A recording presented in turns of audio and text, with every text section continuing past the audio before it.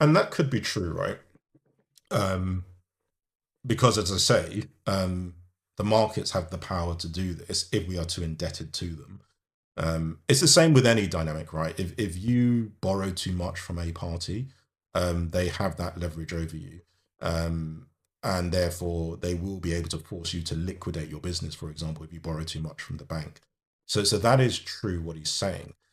But as I say, my own position around this would be, well, where does tax receipts come into that equation, and how could that mitigate that risk, that doomsday scenario he's describing, right? And that's why I think for me, tax, as well as everything else he and other politicians are describing, has to be part of that equation. Um, and how you collect more taxes. Because I think, as much as I don't want to see income taxes rise, I do think tax as a whole actually do need to increase. It's just, where does it come from?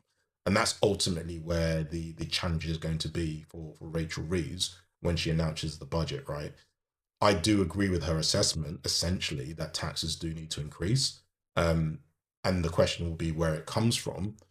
But Reform's own position is that increase in taxes is not part of the answer to this challenge he's outlining. That is not their position.